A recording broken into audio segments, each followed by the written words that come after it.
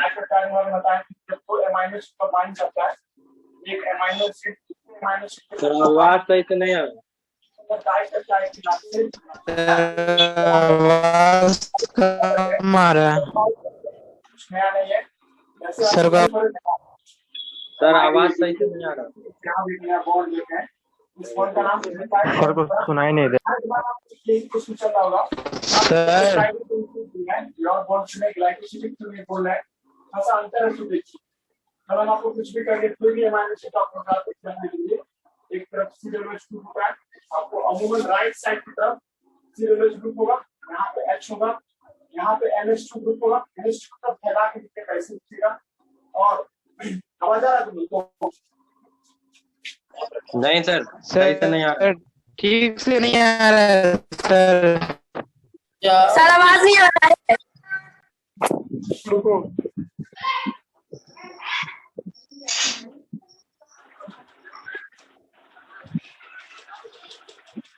एक मिनट को देखते हैं क्या हो रहा है।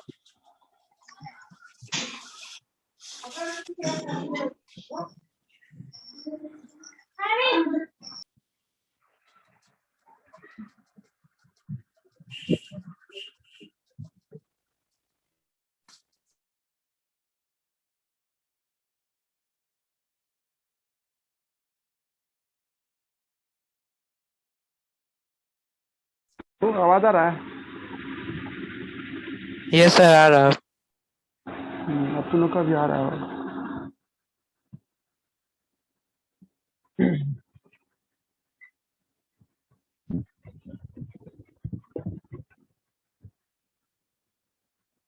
तो हम बोले थे क्या आपको कि जब दो एमाइनो एसिड जुड़ता है ना जी, एक एमाइनो एसिड इधर होता है और एक एमाइनो एसिड इधर आपको दिखाई देगा OH, इधर क्या हो जाएगा आपको R2 लिख देते हैं, कुछ भी लिख सकते हैं, R की जगह पे कुछ भी हो सकता है। यहाँ भी NH2 होगा, NH2 में हम लोग ऐसे सिंगली बॉन्ड देंगे और यहाँ पे क्या देंगे H देंगे जी, ठीक है। अब ये OH और ये H में जी बॉन्ड बना के निकल देगा जी, ठीक है। ये जो दोनों बॉन्ड बना के निकल जाएगा ना, तो फ्यूचर में ये और ये दोनों जुड़ेगा जी। तो याद कीजिए, अगर आप केमिस्ट्री के टीचर से यही टॉपिक पढ़िएगा ना जी, तो केमिस्ट्री के टीचर में आपको बताएंगे क्या कि यहाँ पे कार्बोजाइलिक ग्रुप है और यहाँ पे NH ग्रुप है, इस दोनों के बीच में बॉन्ड बनना है, ठीक है। इस बॉन्ड को एमाइड बॉन्ड कहते हैं, एमाइड। जैसे वहां पे इथर बॉन्ड था ना, यहाँ पे एमाइड बॉन्ड कहलाएगा, एमाइड। उसी से आया पेप्टाइड बॉन्ड, है ना जी। यहाँ पे ग्लाइकोसिडिक बॉन्ड जो हम लोग पढ़ रहे थे, वहां पे इथर बॉन्ड का चर्चा हो रहा था जी। यहाँ पे हम लोग क्या देख रहे हैं, यहाँ पे एसिड एमाइड का चर्चा होगा, क्योंकि ये एसिड एमाइड का डेरिवेटिव बन गया, है ना जी, इसलिए इसका नाम पेप्टाइड बॉन्ड दिया गया। तो ये एमाइड फॉर्मेशन कर रहा होता है जी, ठीक है। इसमें आपको क्या दिखा देगा, एमाइड फॉर्मेशन आपको होता है जी। अगर आपसे केमिस्ट्री के टीचर पूछेगा ना कि हम इसको पेप्टाइड नहीं बुलाना चाहते तो कोई और क्या होगा, तो पेप्टाइड की जगह पे दूसरा क्या हो जाएगा सर, आपको एमाइड बॉन्ड के नाम से इसको हम लोग बुला सकते हैं जी, ठीक है। यहाँ पे जो था वो रहेगा ही, है ना जी, OH ऐसे ही रहेगा जी। ये जो बोर्ड पे जो कंपाउंड बनाया है, ये एक तरह का क्या होगा, डाइपेप्टाइड होगा जी, ठीक है। और इसका नाम क्या पड़ेगा, एमिनो एसिड रेसिड्यू के नाम से इसको हम लोग बुलाएंगे जी, ठीक है। इसका नाम क्या पड़ेगा, एमिनो एसिड रेसिड्यू, रेसिड्यू के नाम से इसको हम लोग बुलाते हैं जी, ठीक है। एमाइनो एसिड रेसिड्यू के नाम से इसको हम लोग देखते हैं जी, ठीक है। उसके बाद हमने कहा था कि जब दो से ज्यादा एमाइनो एसिड को ले लेते हैं, दो से ज्यादा मतलब 3 लीजिएगा, 4 लीजिएगा, तो इसका नाम अलग तरीके से बुलाना पड़ेगा। मान लीजिए हम फिर से एक एमाइनो एसिड यहाँ पे ले रहे हैं, जब फिर से एक एमाइनो एसिड यहाँ पे लेंगे, यहाँ पे H होगा, यहाँ पे C डबल बॉन्ड OH होगा, और फिर से क्या होगा सर, यहाँ पे R3 लीजिएगा, जो मैंने R की जगह पे लीजिए, और यहाँ पे NH लीजिएगा सर, ये NH, इसको ऐसे लेंगे, फिर ये दोनों के बीच में बॉन्ड बनेगा। जब ये दोनों में बॉन्ड बनेगा सर, तो सर इसको डायरेक्ट हटा देते हैं यहाँ से, डायरेक्ट जोड़ देते हैं ऐसे करके, ठीक है। जब ये जोड़ेंगे तो अब कितना हो गया, एक ये भी तो पेप्टाइड बॉन्ड हो गया। अब इसको भी हम लोग क्या मानेंगे, पेप्टाइड बॉन्ड मानेंगे, पेप्टाइड बॉन्ड हो जाएगा। यहाँ पे आप टोटल कितना पेप्टाइड बॉन्ड हो गया, 2। और एमाइनो एसिड कितना हो गया, एमाइनो एसिड कितना देखे, 3 ठो देख रहे हैं सर। एक एमाइनो एसिड यहाँ से लेकर यहाँ तक है, दूसरा एमाइनो एसिड यहाँ से लेकर यहाँ तक है, और तीसरा एमाइनो एसिड क्या यहाँ से लेकर यहाँ तक दिखा देगा जी, ठीक है। तो इतना दूर तक एमाइनो एसिड हम लोग देख रहे होते हैं जी, ठीक है। टोटल 3 तरह का एमाइनो एसिड है। 3 एमाइनो एसिड जब जुड़ जाता है तो इसको हम लोग क्या नाम देते हैं, ट्राई पेप्टाइड के नाम से बुलाते हैं, ठीक है। ट्राई पेप्टाइड, उसी से टेट्रा पेप्टाइड, पेंटा पेप्टाइड, है ना जी। ऐसे करते करते सीधे आपको पॉलीपेप्टाइड पे चले जाते हैं जी, ठीक है। पॉलीपेप्टाइड, जब 10 या 10 से ज्यादा एमाइनो एसिड जुड़ जाता है तो इस घटना को क्या कहते हैं हम लोग, पॉलीपेप्टाइड के नाम से बुलाते हैं जी। ठीक है, गौर करने वाली बात क्या है, केमिस्ट्री में हम सीधे बोले थे, आप जैसे आप आपका बोर्ड जिधर है ना वैसे आपका हाथ जाना चाहिए, तो ये आपका राइट साइड होगा जी। ठीक है, केमिस्ट्री पढ़ते वक्त है ना अपने पे नहीं लेके चलते हैं, आपका हाथ का डायमेंशन जिधर होगा, जैसे ये मेरा राइट साइड है, ये राइट साइड का लाएगा, और ये मेरा लेफ्ट साइड है तो ये लेफ्ट साइड का लाएगा। तो लड़का इसको दूर से देखेगा तो सर वो एक लंबा सा रॉड बना देगा ना, ऐसे करके बना सकते हैं हम लोग, है ना। एक छोर ये होगा सर, दूसरा छोर ये होगा जी। ठीक है, याद कीजिए इस छोर पे सबसे लास्ट में कौन होगा जी, सबसे लास्ट में आपको क्या दिख रहा है सर, यहाँ पे कार्बन, यहाँ पे तो कार्बन होगा ही, कार्बन टर्मिनल कहेंगे, कार्बन टर्मिनल, टर्मिनल में छोर होता है। और इधर देखो इस सबसे लास्ट में क्या है, नाइट्रोजन है जी। एच तो बहुत छोटा बहुत होता है, इससे सेंट्रल एटम थोड़े मानते हैं, सेंट्रल एटम नाइट्रोजन है ना जी, इसमें उन्हें एन टर्मिनल कहेंगे। अब मुद्दे वाली बात क्या है सर, जब आप एक आपको प्रोटीन को बनाइएगा तो प्रोटीन में दो ही छोर होगा, एक सी टर्मिनल होगा, एक एन टर्मिनल होगा। मेडिकल में यही क्वेश्चन पूछेगा कि सर सी टर्मिनल और एन टर्मिनल का क्या मतलब, इसका फुल फॉर्म पूछेगा आपसे, इसका फुल फॉर्म क्या होता है, नहीं तो फुल फॉर्म क्या बताइए आपको, कार्बोक्सी, आपको कार्बोक्सी ग्रुप है ना, इसका क्या नाम देते, कार्बोक्सी नाम देते हैं ना, इसका नाम क्या पड़ता है जी, कार्बोक्सी। कार्बोक्सी आपको टर्मिनल कहेंगे, इसका क्या नाम देते हैं, एमाइन है ना, यानी तो तुम कह सकता है कार्बन टर्मिनल भी बोल देगा तो काफी है, कार्बन टर्मिनल, कार्बन टर्मिनल है जी।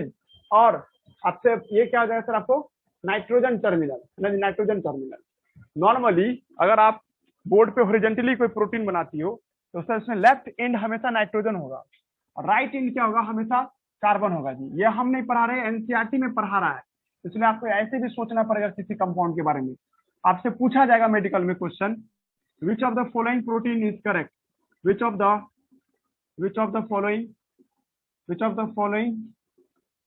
फॉलोइंग प्रोटीन इज करेक्ट, है ना। क्वेश्चन ये आ रहा है कि कौन सा प्रोटीन सही है जी।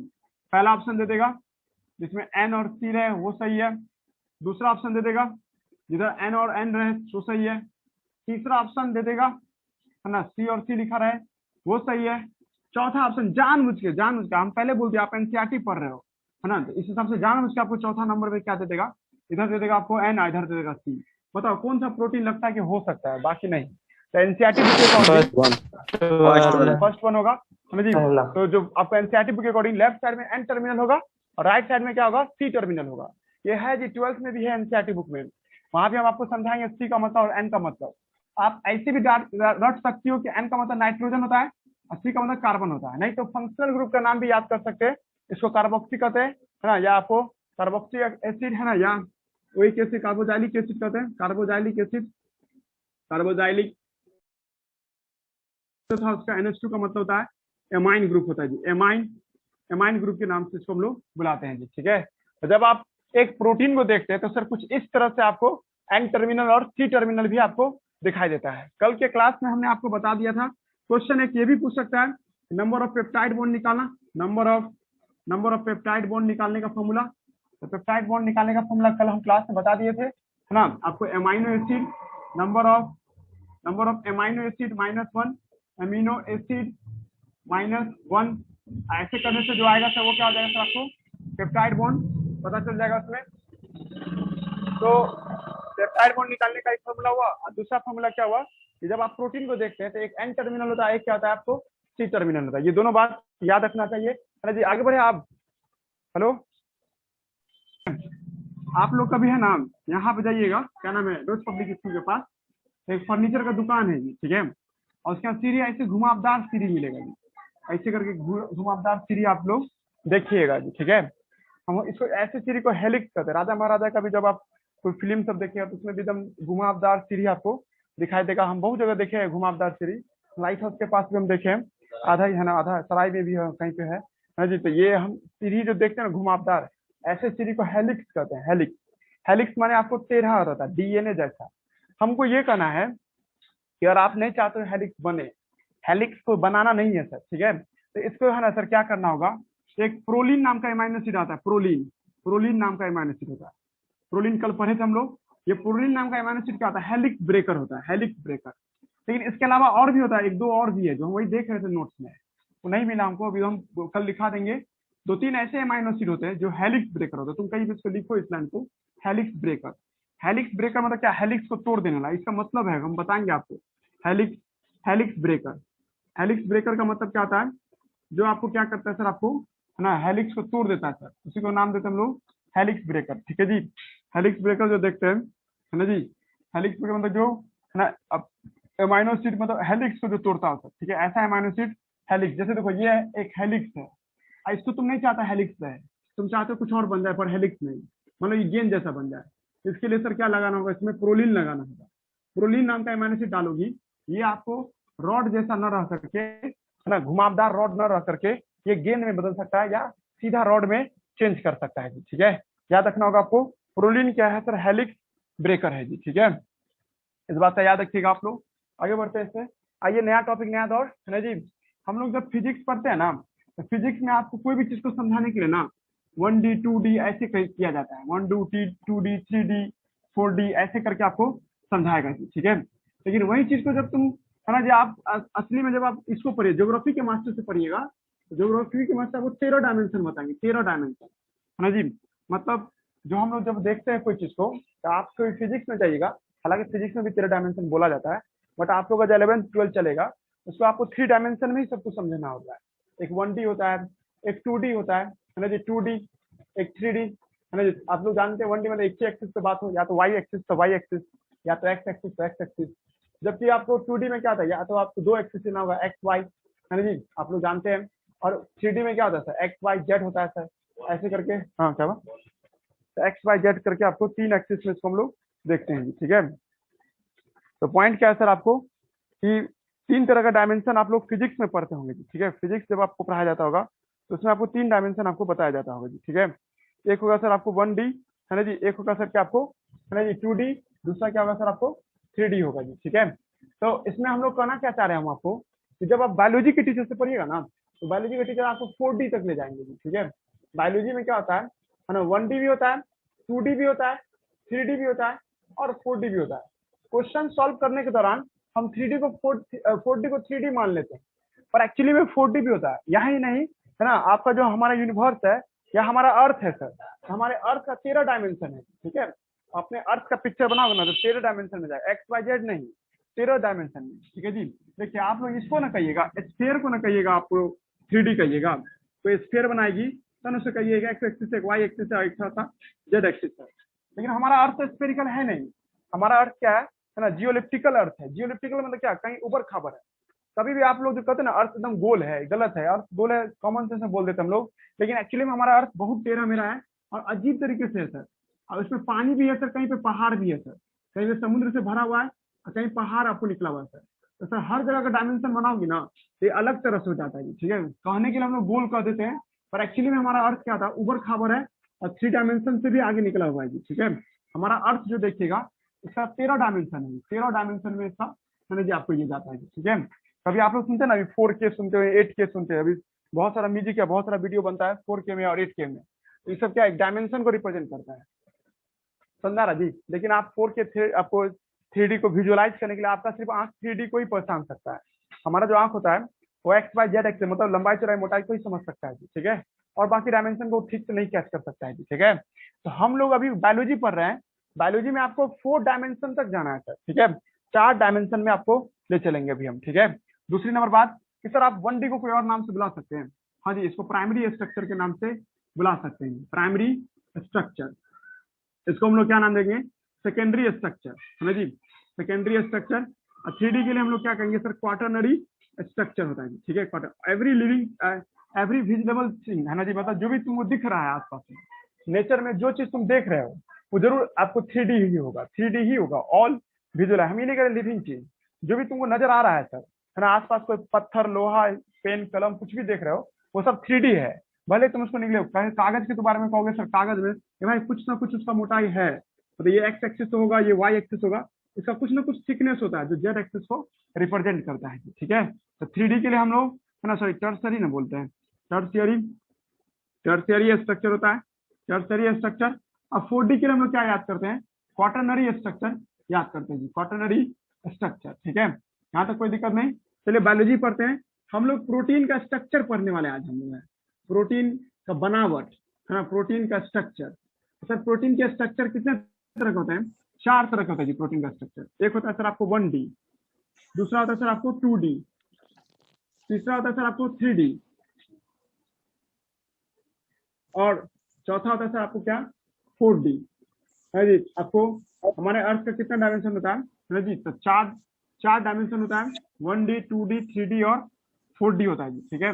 1D को हम लोग क्या नाम देते हैं सर, आपको प्राइमरी स्ट्रक्चर के नाम से बुलाते हैं सर। 1D का नाम क्या आ जाएगा सर, आपको प्राइमरी स्ट्रक्चर है जी। और 2D का जो आपको देखते हैं सर है जी, तो 2D जो है इसका नाम क्या जाएगा सेकेंडरी स्ट्रक्चर, सेकेंडरी स्ट्रक्चर। और 3D का क्या नाम हो जाएगा सर, आपको क्वाटरनरी स्ट्रक्चर है जी, क्वार्टर सॉरी टर्सरी, बाबा यही आ रहा है, टर्सरी स्ट्रक्चर है ना जी। और 4D के लिए तो हम लोग क्या बोलेंगे, क्वाटरनरी स्ट्रक्चर, ठीक है। मतलब हम लोगों को आज क्या पढ़ना है तो सर हमारे प्रोटीन जो देखते हैं तो सर हम लोग के अंदर में जो भी प्रोटीन पाए जाते हैं वो चार तरह के प्रोटीन होते हैं। एक 1D होता है, एक 2D होता है, एक 3D होता है और एक 4D होता है, ठीक है। मुद्दा है सर कैसे आप 1D या 2D या 3D या 4D, तो तुम लोग तो कुछ तो आइडिया हो गया होगा सर। आप यहाँ पे ऐसा प्रोटीन की बात करिए एक ही एक्सिस पे होगा, या तो एक्स एक्सिस पे होगा या नहीं तो वाई एक्सिस पे होगा जी, ठीक है।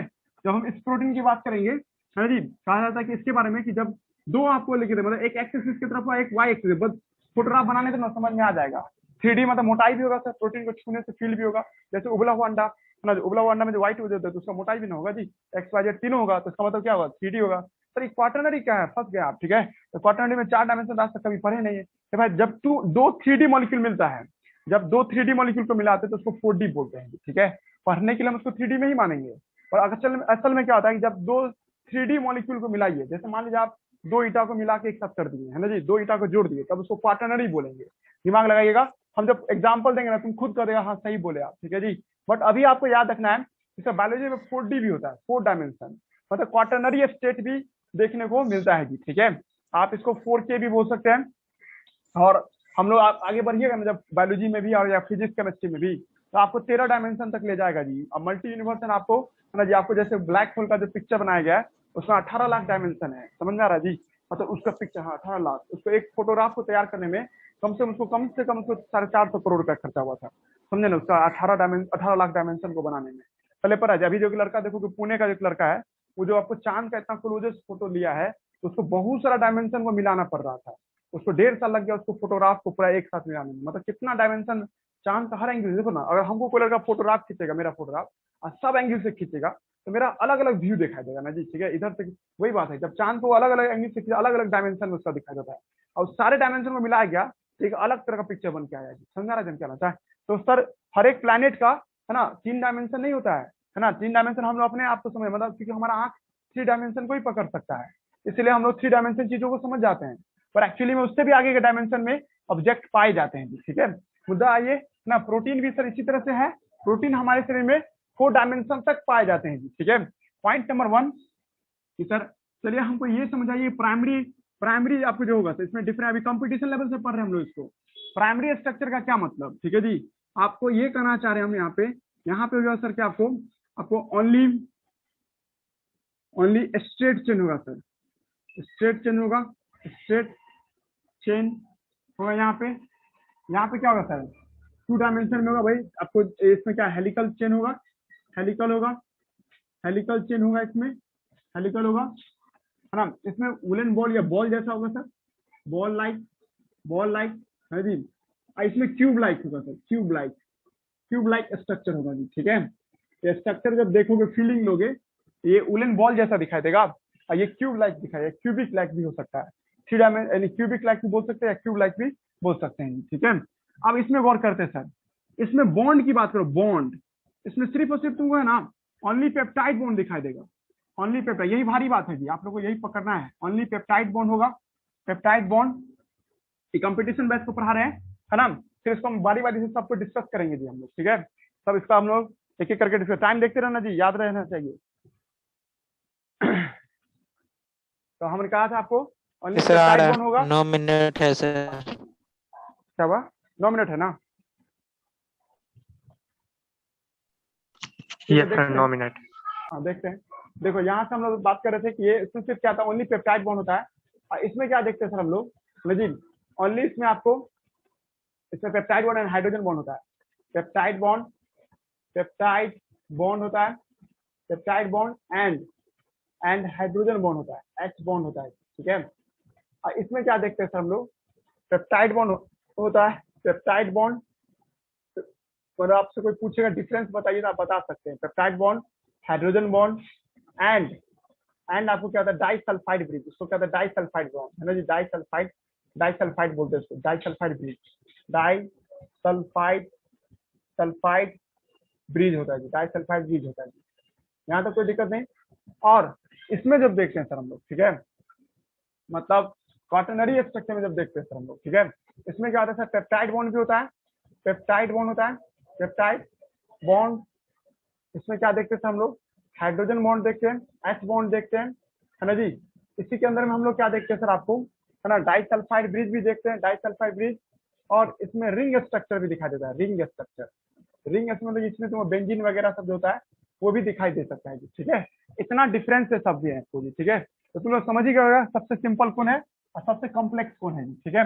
अब इसमें देखते हैं सर, ये नॉट एग्जिस्ट ऑन अर्थ, इस धरती पे है ही नहीं, है ना जी, ऐसा कोई प्राइमरी प्रोटीन मिलेगा ही नहीं। तुम कहोगे सर प्राइमरी प्रोटीन का एग्जांपल दीजिए, होता ही नहीं है प्राइमरी प्रोटीन का एग्जांपल, है ना जी। इसको हाइपोथेटिकल प्रोटीन बना, मतलब नहीं इमेजिनेशन से कर सकते हैं, ऐसे एग्जिस्ट ही नहीं करता है। कागज कॉपी पे बना सकते हो इसको, पर आपके सेल में नहीं पाया जाता। तुम लोग खुद आगे जाके बोलेगा सच में सेल में नहीं पाया जा सकता है, पहले हमको लिखने दीजिए, है ना। Not exist in nature, not exist in nature, hypothetical है ये, हाइपोथेटिकल प्रोटीन, कल्पना कर सकते इसके लिए, है ना, बट प्रूफ नहीं कर सकते कि ये प्रोटीन है भी, हाइपोथेटिकल प्रोटीन है। ये प्रोटीन है सर, आई डेड प्रोटीन है सर, डेड प्रोटीन होता है सर, मरा हुआ प्रोटीन है। ये प्रोटीन एग्जिस्ट करता है नेचर में, एग्जिस्ट है, लेकिन उस प्रोटीन को तुम लैब में ग्रो नहीं करा सकते हो। और किसी प्रोटीन को खाना पीना दिया जाता है ना तो ग्रो करता है, अपने आप को जोड़ने लगता है सर, पर इस प्रोटीन को तुम जोड़ नहीं सकते हो। इसका एग्जाम्पल हम लोग का बाल है जी, ठीक है। बाल जब मर जाता है ना तो जमा होने लगता है, जैसे काट के बाल को तुम उसको लैब में खाना पीना दो सुई से, तो उसको तुम ग्लूकोज खिलाओ तो ग्रो नहीं करेगा, है ना जी। ये साबित करता है सर ये प्रोटीन क्या हो चुका है, मर चुका है। जबकि तुम किसी जानवर के मांस में कुछ केमिकल डाल दो, ग्रोथ हार्मोन डाल दो, तो ग्रोथ हार्मोन डालने से सर क्या होता है, उसका प्रोटीन बढ़ना शुरू कर जाता है। बट ये आपको प्रोटीन ग्रो नहीं करते सर। हाँ, इसके पीछे ग्रो करता है, नाखून का एपेक्स हिस्सा देखिए, कभी नाखून काट के रख दो जमीन पे, कितनों तुम उसको ग्रोथ हार्मोन के तालाब में डाल दोगे तो उस नाखून का साइज नहीं बढ़ेगा, जो साबित करता है ये डेड हो चुका है प्रोटीन। ऐसे प्रोटीन तो हम लोग 2D प्रोटीन बोलते हैं, जो प्रोटीन मर गया सर तो 2D में बदल जाता है। 2D मतलब डेड, है ना जी, डेड प्रोटीन होता है सर। ये एग्जिस्ट तो करता है पर ये डेड होता है सर। तुमको इमेजिनेशन नहीं हो पा रहा है तो हमारा जो बाल देखती है, ये बाल, ये सब क्या है सर, आपको ये 2D प्रोटीन में आता है जी, ठीक है। नाखून का जो अंतिम छोर देखते हैं 2D प्रोटीन में। कपड़ा में जो सिल्क फाइबर होता है, कभी सिल्क का कपड़ा सब देखिएगा, तो सब क्या 2D प्रोटीन का एग्जाम्पल है जी, ठीक है। और ये प्रोटीन एग्जिस्ट करता है सर, है ना जी, एग्जिस्ट करता है, लिविंग होता है सर, लिविंग करने मतलब क्या, ये डिमांड करता है सर। इसको तुम स्टिमुलेट करोगी, इसको ग्रोथ हार्मोन से ट्रीट करोगी, इसका साइज बढ़ने लगेगा। लैब में भी कोई लड़का कैसा, हम लैब में कोई मांस का टुकड़ा रखे हुए हैं और उसको खाना पीना देंगे तो क्या वो ग्रो करेगा? हाँ बिल्कुल करेगा जी। आगे भविष्य में आप लोग को 3D प्रिंटर पढ़ना है या स्टेम सेल पढ़ना है, स्टेम सेल के जरिए बनाया गया प्रोटीन, है ना, वो लैब में ग्रो कर सकता है अगर खाना पीना दिया जाए तो सर। ये लिविंग होता है, ये ग्रो करता है सर, ठीक है, डिमांड करता है, हमको ये चाहिए वो चाहिए, है ना, लिविंग होने का संकेत देता है। तुमको जितने भी एंजाइम्स होते हैं, all enzymes are 3D protein. और आपको इसी का अगला जो टॉपिक शुरू होगा, एंजाइम, जो भी एंजाइम का नाम सुनो, कहीं से भी सुन ली एंजाइम ऑलवेज 3D होता है सर, 3D होता है सर एंजाइम, है ना, लिविंग होता है ना जी। आपको एग्जिस्ट करता है नेचर में और लिविंग होता है जी। इसका एग्जांपल होगी, इसका example all enzyme, all types of enzyme. कोई भी एंजाइम का नाम ले लो, वो क्या होगा सर, 3D होगा जी, 3D, है ना जी। और सब कोई एग्जांपल, हाँ जी बिल्कुल, है ना। एक एग्जांपल और भी है, मायोग्लोबिन, हीमोग्लोबिन नहीं, मायोग्लोबिन। और आपके शरीर में एक प्रोटीन पाया जाता है, उसका नाम है कोलाजन प्रोटीन। ये भी इसी के अंदर में एग्जांपल आता है जी, कोलाजन प्रोटीन, है ना जी। कोलाजन प्रोटीन भी आपको इसके अंदर में देखने को मिलेगा। बहुत तरह का प्रोटीन सब आएगा जो इसके अंदर में आपको दिखाई देता है जी, ठीक है। इसका एग्जांपल लीजिएगा, इसका एग्जांपल है सर सिल्क कॉटन, इसका एग्जांपल हो जाएगा सिल्क कॉटन। और इसका एग्जांपल हो जाएगा सर आपको, है ना जी, इसका एग्जांपल हो जाएगा सिल्क कॉटन। इसका हो जाएगा केराटिन प्रोटीन ऑफ, है ना, केराटिन प्रोटीन, ये मरा हुआ प्रोटीन होता है, keratin protein of nail and hair, है जी, हेयर, आपको हेयर इटीसी।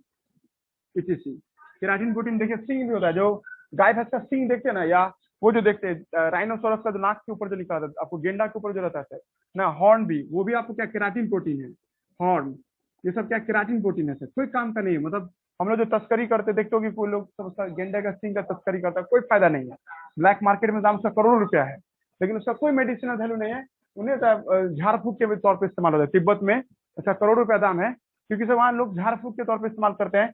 और मेल का जो है मेल बिहेवियर हार्मोन के लिए इस्तेमाल, मतलब मेल का प्रॉपर्टी बढ़ जाता है, मतलब उसको कोई लेगा यूज करेगा तो मेल में आपको उसका अपन की मेल का प्रॉपर्टी बढ़ जाएगा, मेल हार्मोन का प्रॉपर्टी बढ़ जाएगा, जो कि गलत है सर, ये सब मिथ है, मिथ को दूर करना होता है ना जी। तो ये हॉर्न जो देखते हैं गाय भैंस का जो सिंग होता है, या आप किसी भी डायनासोरस का जो आपको सिंग देखते हैं नाक पे, है ना जी, वो सब क्या होता है, केराटिन प्रोटीन, डेड प्रोटीन है, कुछ नहीं है सर, इससे एनर्जी भी नहीं मिलेगा, और ना ही सर ये प्रोटीन कोई काम करने लायक है, ना ही तुम इसको लैब में ग्रो करा सकते हो। पर ये सब प्रोटीन लैब में ग्रो करते हैं, डिमांड करते हैं, रिएक्शन में भाग लेते हैं, वट एवर टाइप के करते हैं। इसका एग्जाम्पल लीजिएगा, इसका दो ही एग्जाम्पल है, एक है हीमोग्लोबिन, यहाँ मायोग्लोबिन लिखे हैं, यहाँ हीमोग्लोबिन लिख रहे हैं, हीमोग्लोबिन, है ना जी, और दूसरा एग्जाम्पल है एंटीबॉडी, एंटीबॉडी।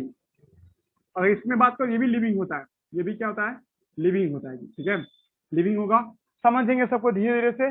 ज्यादा इंपॉर्टेंट होगा आपको ये 3D प्रोटीन और 4D प्रोटीन समझना। और इसी में है ना 2D प्रोटीन में ही तुम लोग को बात किया जाएगा। 2D प्रोटीन दो तरह का होता है, एक होता है अल्फा हेलिक्स, अल्फा हेलिक्स, और एक होता है beta pleated sheet, beta pleated sheet, ये भी हम लोग देखेंगे जी। इसका टाइप है अल्फा हेलिक्स और beta pleated sheet. Sir 2 minute बाकी है। हाँ तो कट करके ज्वाइन कीजिए, तो एक बार कट करके ज्वाइन कीजिएगा, तो एक बार कट करके ज्वाइन कीजिएगा सब आदमी।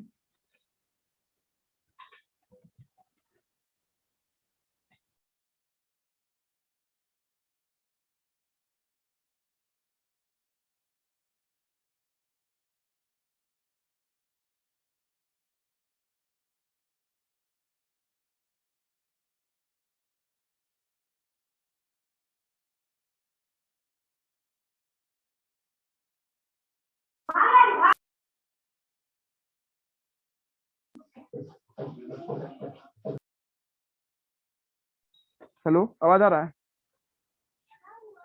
नहीं कुछ? ये सर आ रहा है।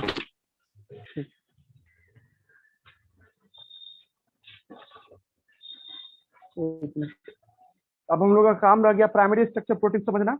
अब प्राइमरी के बाद सेकेंडरी समझेंगे, टर्सरी समझेंगे, ऐसे करते करते आगे बढ़ना है हम लोगों को भी, ठीक है। एक मिनट, बात करेंगे, टर्सरी बात करेंगे। कंपटीशन में जैसे देख रहे हैं ना, तो आपको टर्सरी और इसको समझना है। इसमें हम तो कहेंगे भाई डाइसल्फाइड बीज वाला लाइन को घेर लीजिएगा।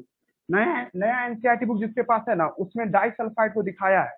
पुराना एनसीईआरटी जिसमें है उसमें इस चीज का चर्चा नहीं किया है, पर आपको नया एनसीईआरटी बुक में चर्चा किया हुआ है, तो बहुत VBI है जी। वो एक बार पूछा था इंसुलिन में कैसा तरह का होता है ना। देखो दो नाम लिख दिया ना, कूलर का ये भी दिमाग लगाना, ये दोनों नाम ही आपको क्वाटरनरी में आता है।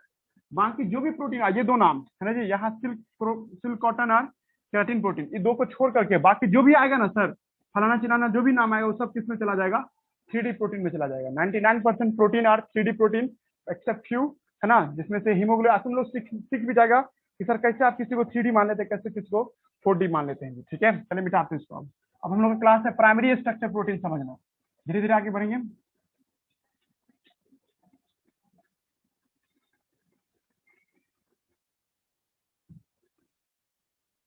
सर बुक में डाइसल्टाइट लिखा हुआ है। ये सब इमेजिनेशन हो पा रहा है ना जी कि प्रोटीन क्या होता है। बहुत सारा केमिकल मिला करके आपको प्रोटीन बनता है, अमीनो एसिड को मिला करके प्रोटीन बनता है जी। हम लोग का क्लास आज हो गया प्राइमरी स्ट्रक्चर प्रोटीन का। प्राइमरी स्ट्रक्चर अगर होगा तो कैसा होगा सर, जब आप एक अमीनो एसिड को दूसरे अमीनो एसिड के साथ जोड़ देते हैं, है ना जी, दूसरा अमीनो एसिड के साथ जोड़ देते हैं, ऐसे करके सीधा सीधा चेन बना रहे हैं। आई बॉन्ड का नाम क्या रखे थे थोड़ी देर पहले, पेप्टाइड बॉन्ड। पेप्टाइड बॉन्ड के नाम से इसका नाम रखे थे पेप्टाइड बॉन्ड। और आप एक अमीनो एसिड को दूसरे अमीनो एसिड 1 बाय 1 करके आप जोड़ते जा रहे हैं सर, ऐसे करके। इस घटना को क्या कहते हैं सर हम लोग, है ना, इस घटना को हम लोग पेप्टाइड बॉन्ड के नाम से क्या हुआ? नहीं सर, मुनीर कुछ बोल रहा था। मुनीर कुछ बोल रहा था। हाँ साजिद क्या बोल रहा था? मुनीर बोल रहा था। अच्छा मुनीर बोला था। आवाज आ रहा ना जी सबको? यस सर आ रहा है। हेलो। यस सर, आवाज तो आ रहा है। यस सर आ रहा है। यस सर आ रहा है आवाज। ठीक है, तो हम बोले थे कि आपको जब आप एक अमाइनो एसिड को दूसरे अमाइनो एसिड से जोड़ते हैं और दूसरे को तीसरे से जोड़ते हैं, ऐसा सो ऑन चलता रहता है, तो ऐसी घटना को क्या नाम देते हैं हम लोग, है ना जी? आपको ऐसे अमाइनो एसिड को हम लोग प्राइमरी स्ट्रक्चर के नाम से आते हैं। अगर आप इसको एक्स वाई एक्सिस में घूमिएगा ना, तो सीधा ऐसे ले जाइएगा, ऐसे करके ये क्या होगा, या तो एक्स एक्सिस को रिप्रेजेंट करेगा या नहीं तो क्या होगा सर, वाई एक्सिस को रिप्रेजेंट करेगा जी। ठीक है, क्योंकि आप एक चेन बना रहे हैं, चेन को आप इधर रखिए या आप इस पे रखिए जी। ठीक है, आपको लगा हमको सिखाने नहीं लगना कि यहाँ से ऐसे भी लिख सकते हैं। ये भाई वो तब दिखेगा ना जब जब तुम लोग एक्स वाई एक्स में रिलेशनशिप निकालते तब ना। यहाँ तो बस सीधा रखना है सामान को, रखना है तो आप ऐसे ही ना रखिएगा, या नहीं तो ऐसे रखिएगा। ठीक है, तो जब आप एमाइनो एसिड को आप ऐसे रखते हैं सर, तो इसको हम लोग क्या नाम देते हैं, प्राइमरी स्ट्रक्चर कहते हैं। कहता है कि प्राइमरी स्ट्रक्चर का एमाइनो एसिड का डिफिनेशन क्या है कि one amino acid come just after the other. जब एक एमाइनो एसिड दूसरे एमाइनो एसिड की जस्ट बाद आता रहता है, ऐसा सो ऑन चलता रहे, तो एक चेन बन जाता है। जैसे ट्रेन का बोगी देखते हैं आप, तो ट्रेन का जो आपको ये जो कार सब देखते हैं, ट्रेन का जो जिसमें हम लोग बैठ के जाते हैं, वो सब क्या एक एक डब्बा है, एक एक डब्बा को आप लगाते चले गए, सीधा लाइन में लगा दिए, तो वैसे ही यहाँ पे भी सर क्या ये सीधा लाइन में लग गया जी। ठीक है, ये रिजिड रॉड जैसा होता है सर, है ना? इसका स्ट्रक्चर कैसा होगा, लुक लाइक रिजिड रॉड, है ना जी?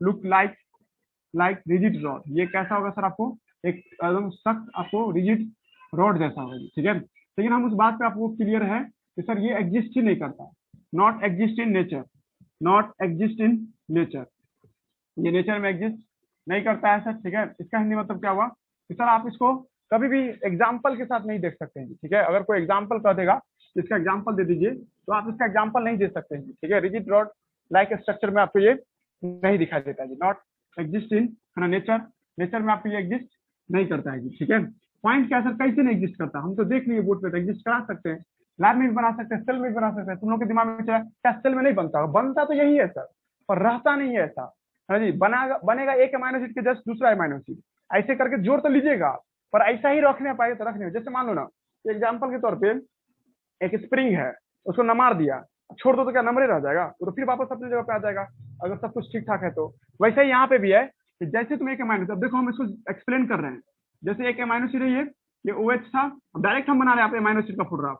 यहाँ पे NH था, है ना जी, NH2, यहाँ पे कुछ भी R1 R2 कुछ भी, यहाँ पे क्या फिर NH, है ना जी, यहाँ H है ना जी, और फिर इधर से क्या होगा सर, एक फिर से ये H होगा, और फिर यहाँ पे डबल बॉन्ड होगा, यहाँ पे R2 दे देते हैं, R2, फिर यहाँ से क्या होगा सर, आपको NH होगा, फिर यहाँ से क्या होगा सर, कार्बन होगा, है ना जी, और फिर यहाँ से क्या देखते हैं हम लोग, H देखते हैं, और फिर यहाँ पे क्या होगा सर, आपको R3 होगा, और यहाँ पे डबल बॉन्ड OH होगा जी। ऐसे मान लो ये आपको एक तरह का प्रोटीन है जी, कोई दिक्कत है ना? ये ना बॉन्ड हुआ पेप्टाइड बॉन्ड, ये पेप्टाइड बॉन्ड हुआ और ये पेप्टाइड बॉन्ड हुआ सर। देखिए सर यहाँ पे H है, यहाँ पे सर मोस्ट इलेक्ट्रोनेगेटिव एलिमेंट है ना जी। अब याद कीजिए, आप लोग हम पढ़ाए थे, नाइट्रोजन के साथ जब H जुड़ा है, ये किसके इसके साथ क्या बना लेगा सर, हाइड्रोजन बॉन्ड। याद आ रहा है जी, हाइड्रोजन बॉन्ड बनाएगा ना सर, हाइड्रोजन बॉन्ड तो खींचेगा ना, टेढ़ा नहीं लगेगा। हाँ जी, टेढ़ा नहीं लगेगा। तुमको क्या बोले थे, हाइड्रोजन बॉन्ड तो देखना, देखे कि बना देगा, वो रुकेगा थोड़े। हम आपको यहाँ लिखे थे, देखो इसमें सिर्फ पेप्टाइड बॉन्ड है, क्या ऐसा पॉसिबल हो सकता है कि सिर्फ पेप्टाइड बॉन्ड भी रह जाए? नहीं सर, क्योंकि सर यहाँ पे N पे H है और यहाँ पे डबल बॉन्ड O है सर। ठीक है, जब इस दोनों को तुम नजदीक से देखोगे तो भाई सर यहाँ पे तो साफ नजर आ रहा है सर, ये दोनों तो पेप्टाइड बॉन्ड बना ही लेगा सर। ठीक है जी, लग रहा है दिमाग क्या बना चाहे सर, पेप्टाइड बॉन्ड ये हाइड्रोजन बॉन्ड बना ही लेगा। और तुम जानता है हाइड्रोजन बॉन्ड कुछ ना कुछ एंगल से खींचेगा ना, उसको टानेगा, और टानेगा तो टेढ़ा तो हो ही जाएगा ना। ये समझा रहा जी, मतलब ये जो कोई लड़का दूर से नजर आ देख रहा होगा, ये ऐसे जा रहा था, नाइट्रोजन जा रहा था, ऐसे टेढ़ा हो जाएगा, ऐसे करके टेढ़ा हो जाएगा। अब देखो डायमेंशन डाल दो, ये तो एक्स एक्सिस है, पर ये उठ गया ना, और उठा तो क्या हो जाएगा, वाई एक्सिस नहीं हो जाएगा? क्या नहीं लग रहा है, ऐसे सीधा रहता ना एक्स एक्सिस कहते, पर यहाँ तो उठा हुआ है थोड़ा सा। उठा हुआ क्यों, क्योंकि सर बॉन्ड बनाया।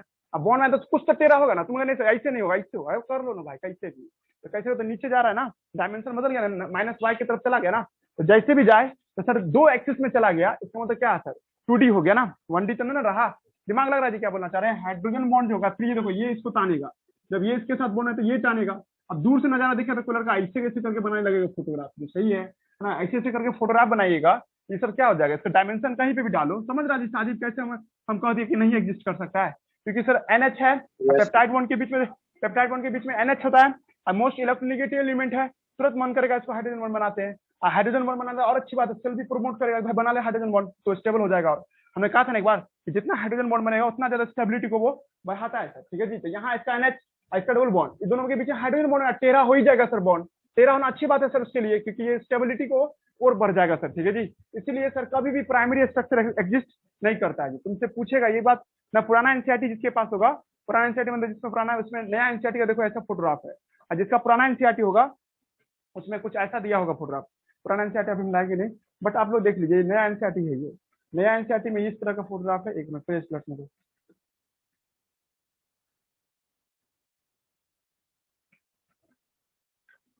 देखो ये नया एनसीईआरटी है जी। नया एनसीईआरटी में देखिएगा ये सीधा लाइन है जी, कहता है ये सीधा लाइन या तो इसमें बदल जाएगा या तो इसमें बदल जाएगा, ये दोनों है अल्फा हेलिक्स और बीटा प्लेटेड। नया पुराना एनसीईआरटी में ऐसा नहीं है फोटोग्राफ, जिसका पुराना एनसीईआरटी होगा यहाँ तो कुछ अलग फोटोग्राफ दिया हुआ है, और उस फोटोग्राफ में बात लिखे हुआ है कि प्राइमरी स्ट्रक्चर हाइपोथेटिकल होता है, नॉट एग्जिस्ट, वो एग्जिस्ट नहीं कर सकता। हाँ समझने के लिए आप समझ लीजिए, कागज पे बना के दिखा सकते किसी को, पर आप नेचर में कहिएगा तो एग्जिस्ट नहीं करता है सर, क्योंकि सर जैसे प्रोटीन बनाओगे वैसे ही सर क्या हो जाएगा सर, ये हेलिक्स में बदल जाएगा जी, ठीक है। यहाँ तक कोई दिक्कत पूछो जल्दी।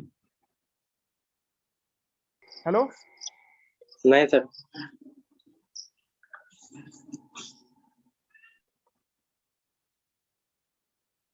आवाज जा रहा है?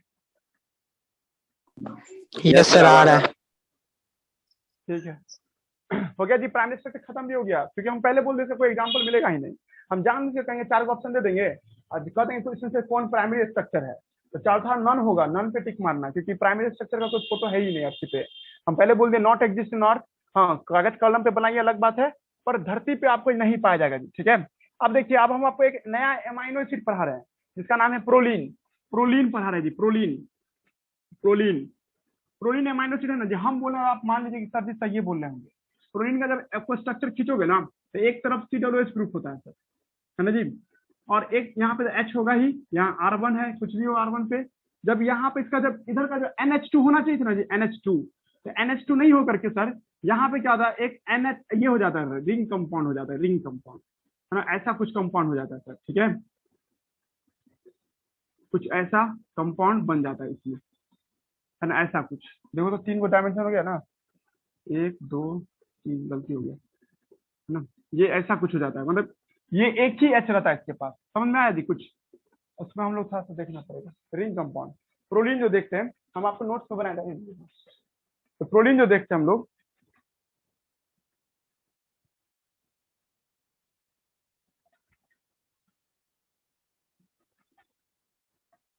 हाँ देखो तो प्रोलीन जब स्ट्रक्चर खींचोगे ना, हम अभी इसका स्ट्रक्चर नहीं लिख पा रहे हैं, प्रोलीन का स्ट्रक्चर इससे कुछ होता है,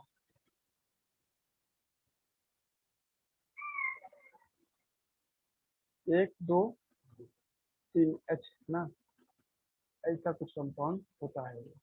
एक बार रुकिएगा तो बस 1 मिनट, प्रोलीन का फोटोग्राफ बना देते हैं, हम इससे साबित करेंगे हेलिक्स नहीं बनाता है ये, है ना जी, proline not make helix. 1 minute हम बुक देखना पड़ेगा, केमिस्ट्री में है, समझने के लिए बस है, 1 मिनट।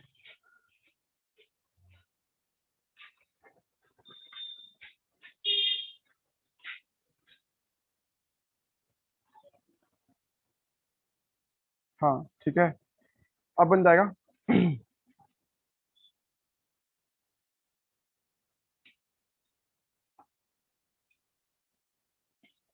यहाँ पे होता है CH2, इसके साथ बनाता है ये, ठीक है, ऐसे करके समझ रहे नित्यानंद क्या बना रहे हैं हम,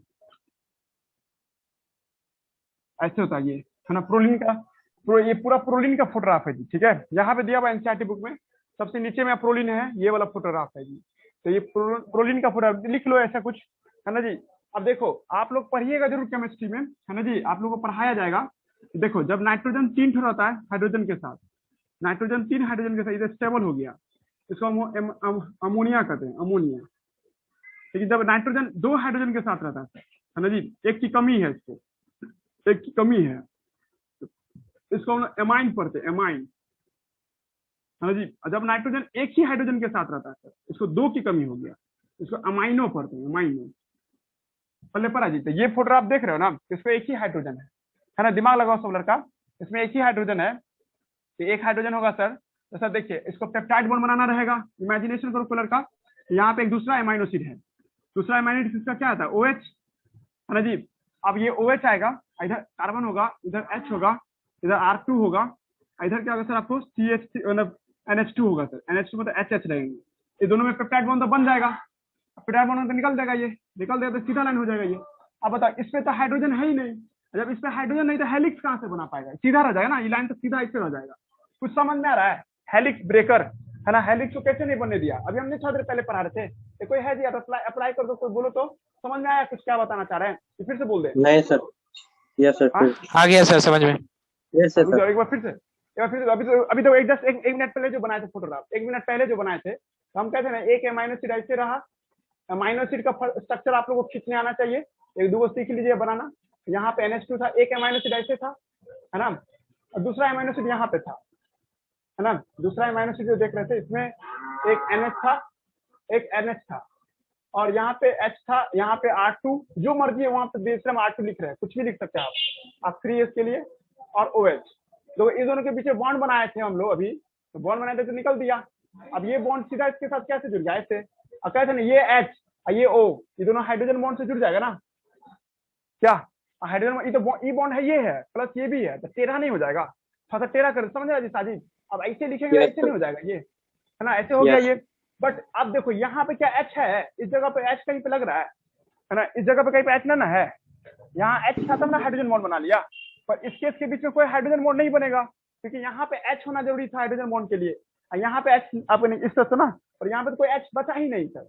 तो प्रोलीन एक ऐसा अमाइनो एसिड है जिसमें एक ही हाइड्रोजन रहता है सर, इसको अमाइनो पढ़ते हैं सर हम लोग है ना जी। इसका एक H लगा लिया, पानी बना के निकल दिया, अब कोई H बचा नहीं इसके पास, नाइट्रोजन के पास, जिसके साथ हाइड्रोजन बॉन्ड बनाएगा। दैट्स व्हाई इसको दूर से देखो तो एकदम सीधा रह जाएगा, लाइन सीधे चला जाएगा, क्या टेढ़ा होता तब ना जब हाइड्रोजन बॉन्ड, समझा साजिद आप भी बोले, हेलो समझ गया सर। है ना, हेलिक्स समझ तो गया नहीं सर। बनने देने वाला, हाँ ठीक है तो हेलिक्स तो नहीं बनने वाला, हेलिक्स ब्रेकर तुम लोग आज रटो इस लाइन, दो और एमाइनो एसिड है जो हम भूल रहे हैं, दो और एमाइनो एसिड हम नोट्स में देखेंगे तब हम बता पाएंगे, पर आप ये लिखिएगा helix breaker, helix breaker. Helix breaker में पहला तो साफ नाम आ गया प्रोलीन का, प्रोलीन हेलिक्स ब्रेकर है, ठीक है, ये रट के रखिएगा। आगे फिर देखते हैं कल 2D पढ़ेंगे, फिर 3D पढ़ेंगे, रहने दीजिए यहीं तक,